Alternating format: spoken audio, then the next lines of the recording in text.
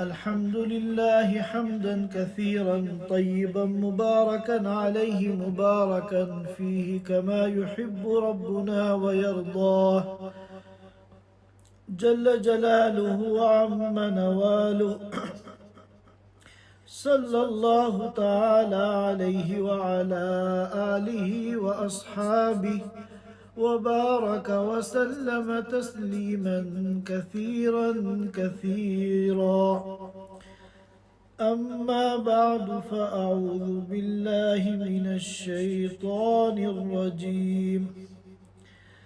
وكأي من قرية عتت عن أمر ربها ورسله فحاسبناها حسابا شديدا وعذبناها عذابا نكرا فذاقت وبال أمرها وكان عاقبة أمرها خسرا. أعد الله لهم عذابا شديدا فاتقوا الله يا أولي الألباب الذين آمنوا قد أنزل الله إليكم ذكرا رسولا يتلو عليكم آيات الله مبينات ليخرج الذين آمنوا وعملوا الصالحات من الظلمات إلى النور ومن يؤمن بالله ويعمل صالحا يدخله جنات تجري من تحتها الأنهار خالدين فيها أبدا قد أحسن الله له رزقا. الله الذي خلق 7 سماوات ومن الأرض مثلهن يتنزل الأمر بينهن لتعلموا أن الله على كل شيء قدير وأن الله قد أحاط بكل شيء علما. صدق اللہ العظیم. حضرات سامعین کرام، سورۃ الطلاق کی تفسیر چل رہی ہے. آج میں نے آپ حضرات کے سامنے اس سورۃ مبارکہ کی آخری آیات تلاوت کی ہیں. اس سورت کا جو حصہ اب تک گزر چکا ہے ان میں اللہ تعالیٰ نے طلاق کے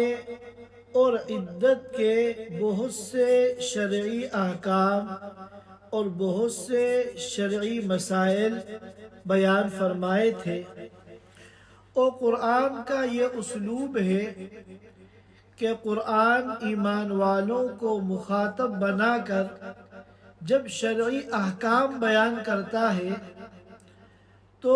عام طور پر اس کے بعد پھر ترغیب اور ترہیب کا ایک مضمون آتا ہے، کیونکہ یہ جو احکام شریعت کے بیان کیے جاتے ہیں یہ برائے معلومات نہیں ہیں بلکہ برائے معمولات ہیں، برائے علم نہیں ہے بلکہ برائے عمل ہے. مقصد ایمان والوں کو ان احکام پر عمل کرانا ہے. تو اس لیے ترغیب کا اور ترہیب کا مضمون پھر عام طور پر ان کے بعد بیان کیا جاتا ہے کہ اگر ان احکام پر عمل کرو گے، شریعت کی ان تعلیمات کو فالو کرو گے تو دونوں جہان کی کامیابی تمہارا قدم چومے گی. تم دنیا میں بھی مزے کرو گے اور آخرت میں بھی اللہ تعالیٰ تمہیں ایسی ایسی جنتیں اور ایسی ایسی نعمتیں عطا کرے گا جس کا دنیا کی اس زندگی میں ہم تصور بھی نہیں کر سکتے. اور اگر ان احکام پر عمل نہیں کیا، رب چاہی کو چھوڑ کر من چاہی والی زندگی اختیار کی، تو دونوں جہان کی ناکامی، دونوں جہان کی ذلت اور دونوں جہان کی رسوائی کا سامنا کرنا پڑے گا۔ دنیا میں بھی اللہ تعالیٰ عرصہ حیات کو تنگ کر دیں گے۔ وَمَنْ أَعْرَضَ عَنْ ذِكْرِي فَإِنَّ لَهُ مَعِيشَةً ضَنْكًا۔ اور آخرت میں بھی اللہ تعالیٰ نے ایسے لوگوں کے لیے جو شریعت کے احکام پر عمل نہیں کرتے، اپنی منمانی والی زندگی گزارتے ہیں، اللہ نے ان کے لیے سخت جہنم کا عذاب تیار کر رکھا ہے، اور اس میں عذاب کی ایسی ایسی شکلیں ہیں اور ایسے سخت ترین عذاب ہیں کہ ہم دنیا کی زندگی میں ان عذابوں کی شدت کا، ان کی تکلیف کا تصور بھی نہیں کر سکتے۔ چنانچہ اس صورت مبارکہ میں پہلی آیت سے طلاق اور عدت سے متعلق جو شریعت کے احکام کا ایک سلسلہ شروع ہوا تھا، احکام شریعت کا وہ سلسلہ ختم ہو چکا ہے۔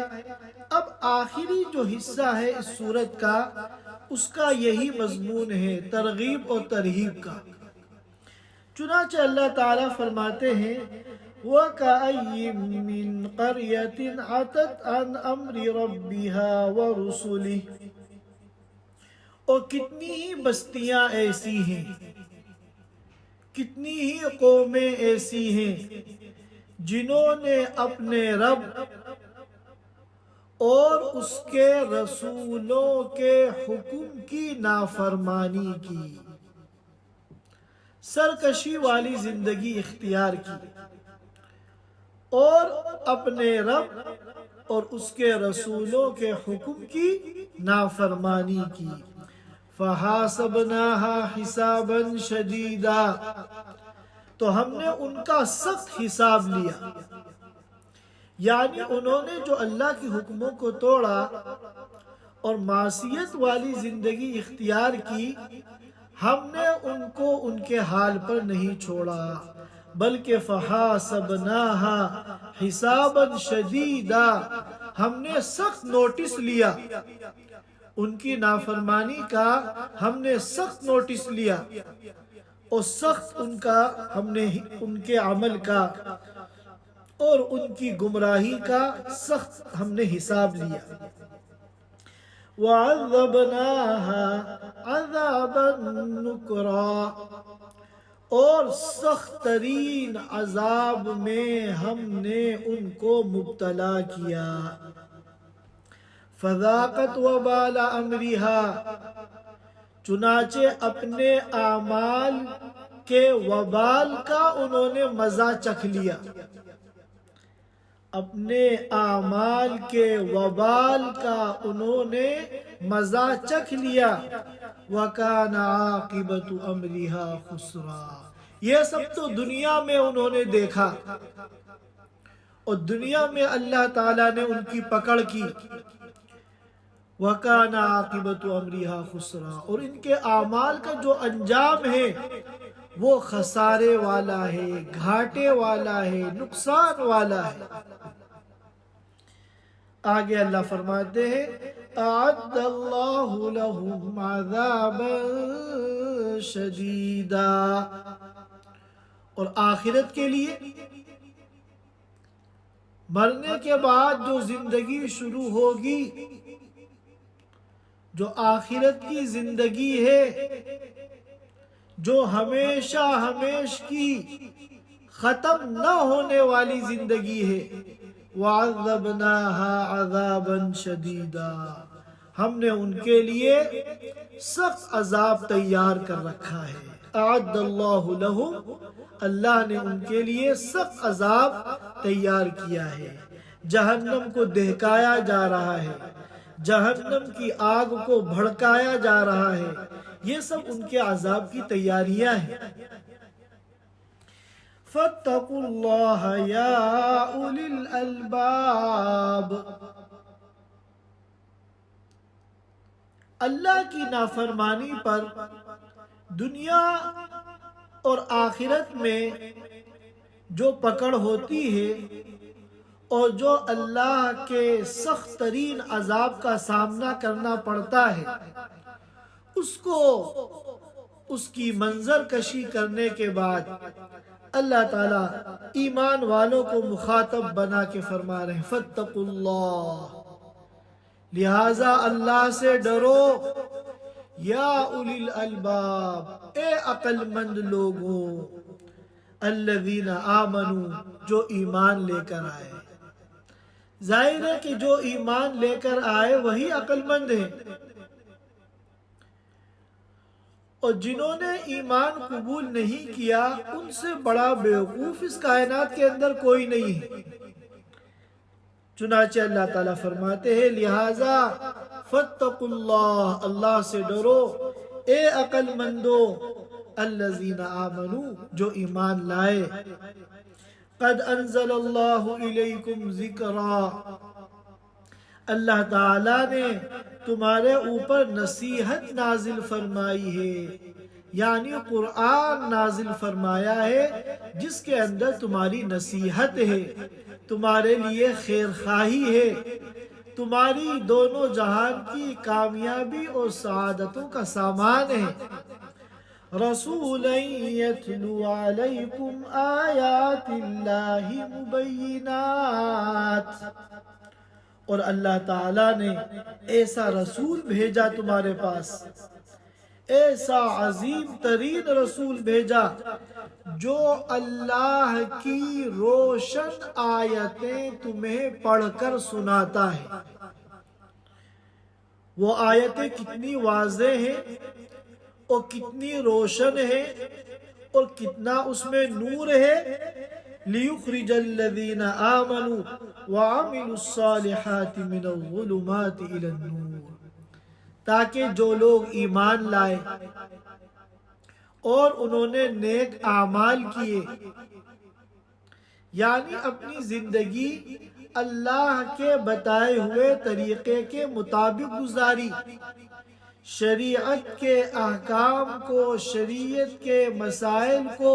انہوں نے فالو کیا، لیخرجا، تاکہ ان کو نکال دیں، من الظلمات، اندھیروں سے روشنی کی طرف۔ یہ آیات ہیں، مبینات ہیں، ان میں اتنا نور ہے کہ جو ان آیتوں کو سنے گا،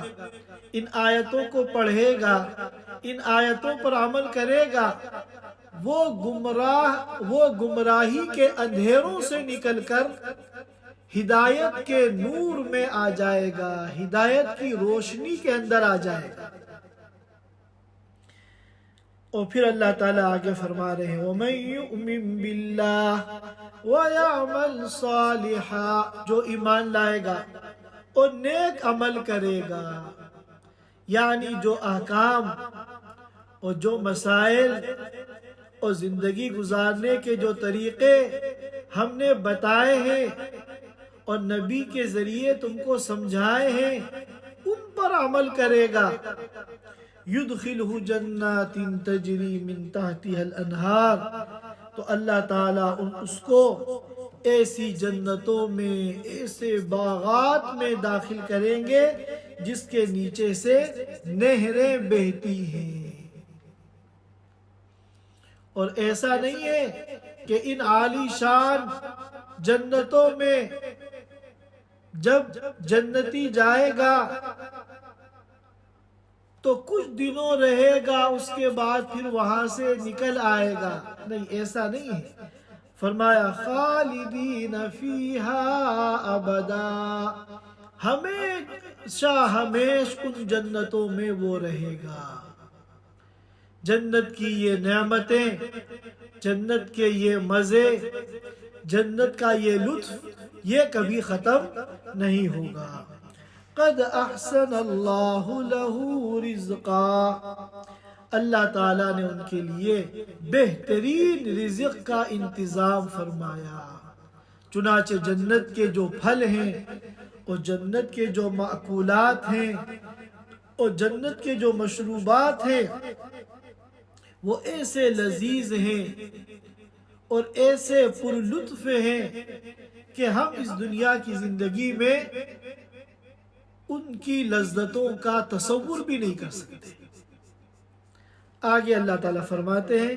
अल्लाहुल्लज़ी खलक़ सबअ समावात, अल्लाह ही की वो जात है जिसने 7 आसमानों को पैदा किया, व मिनल अर्दि मिथलहुन, और उन्हीं के मानिंद यानी 7 जमीनों को पैदा किया। अल्लाह ताला ने कुरान पाक में जगह जगह ये बात इरशाद फरमाई है कि हमने 7 आसमान पैदा किए, और आसमानों के बारे में ये भी बता दिया गया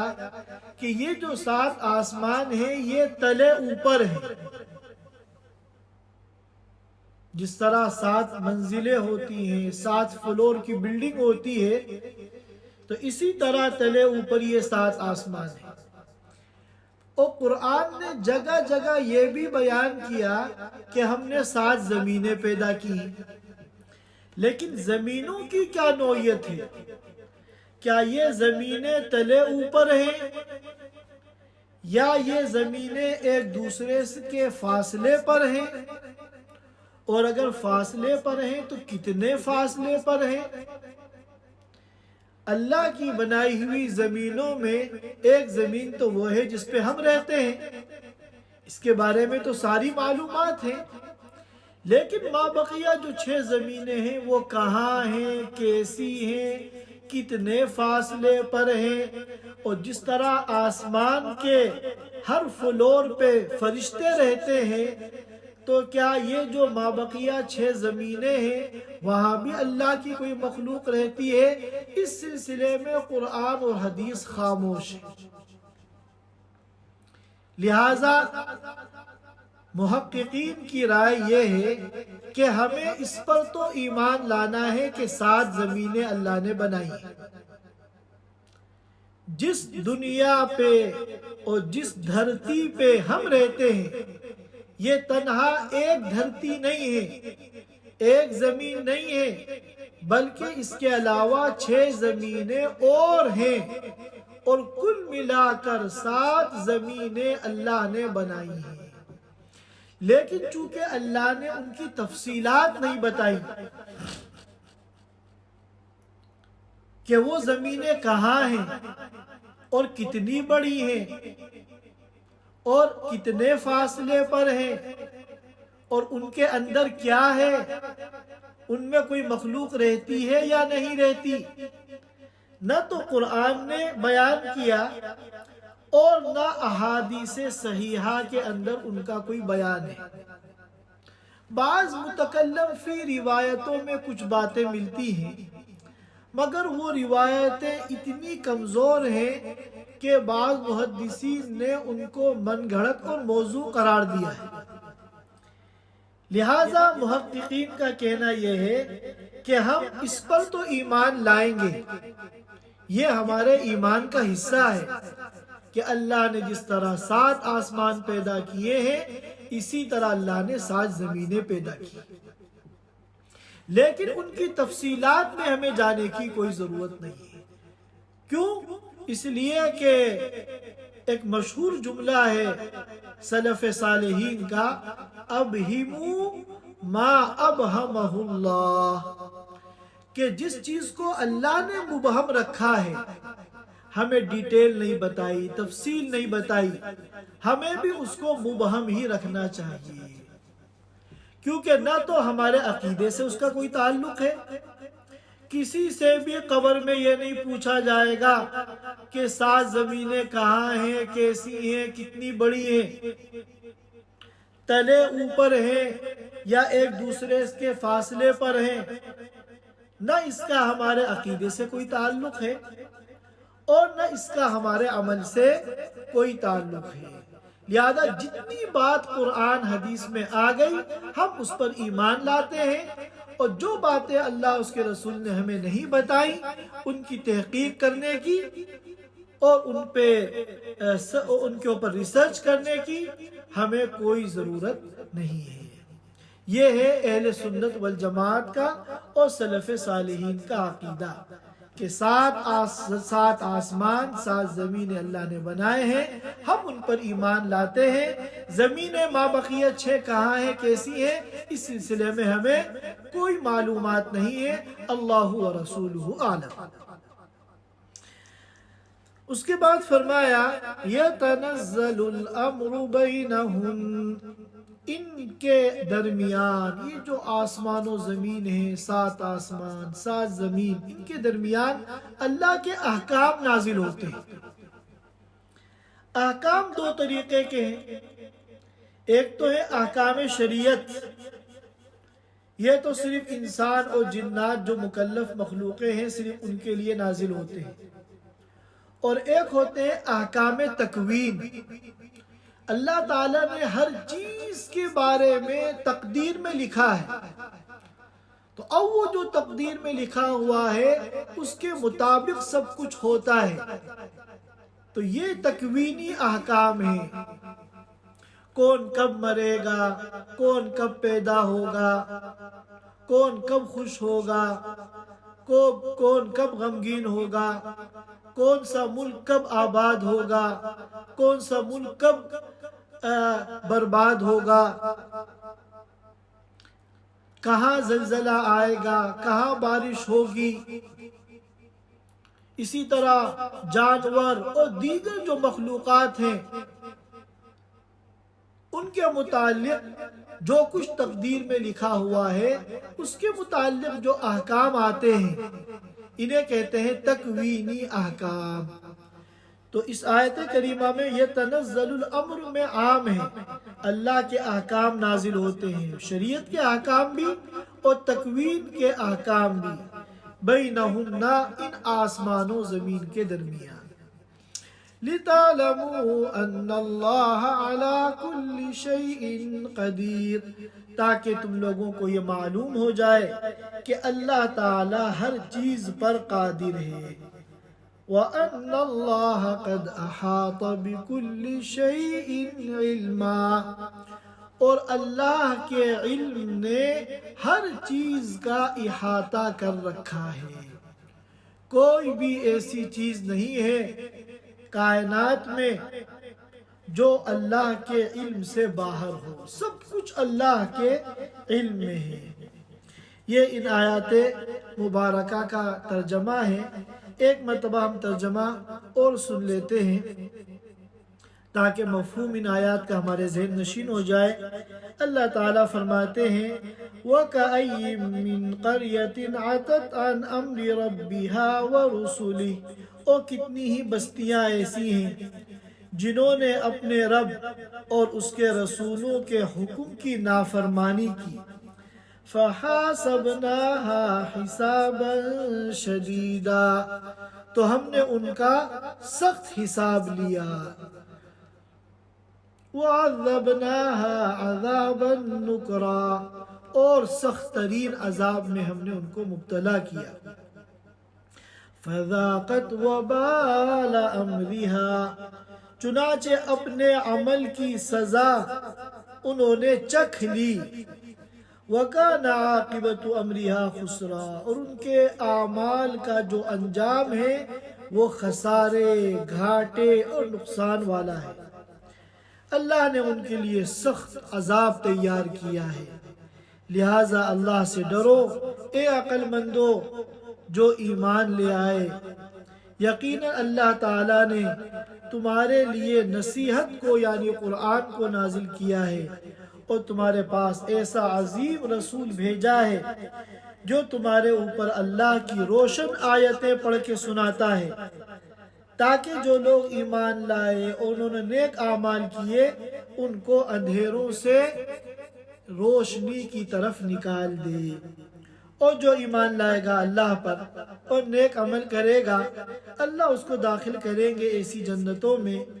جن کے نیچے سے نہریں بہتی ہیں،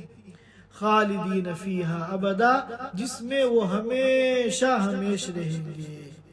قد احسن اللہ لہ رزقا، اللہ تعالیٰ نے ان کے لیے بہترین رزق کا انتظام فرمایا ہے۔ اللہ ہی کی وہ ذات ہے جس نے سات آسمان پیدا کی اور انہی کے مانند یعنی 7 زمینیں پیدا کی۔ اللہ کے احکام نازل ہوتے ہیں ان کے درمیان تاکہ تم لوگ جان لو کہ اللہ تعالیٰ ہر چیز پر قادر ہے،